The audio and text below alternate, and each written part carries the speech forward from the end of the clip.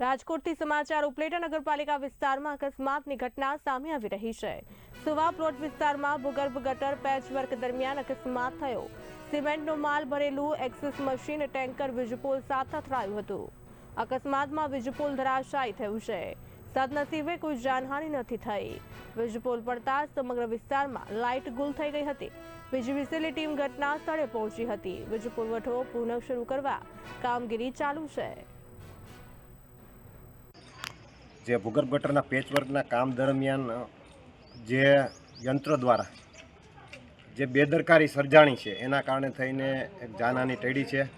જે જીબીમાં cable wire નાખેલા સદનસીબે એના કારણે થઈને જો બાય ચાન્સ આ ઓપન તાર હોત તો કમસે કમ 40થી 50 ઘરમાં ટ્યુબલાઇટ, પંખા, ફ્રીજ વગેરે બધુંય બળીને ખાક થઈ જાત। પણ સેફ્ટી રૂલ્સ કે કોઈ પણ જવાબદાર અધિકારી સ્થળ ઉપર હાજર કોઈ એવું છે એવું લાગતું નથી, જેથી કરીને ખરેખર નગરપાલિકાને આની ખાસ નોંધ લેવી જોઈએ, કેમ કે આવનારા સમયમાં હજી ઘણું બધું ઉપલેટામાં કામ બાકી છે। આવીને આવી પરિસ્થિતિ સર્જાણી તો ક્યાંક ને ક્યાંક જાનહાનિ પણ થશે।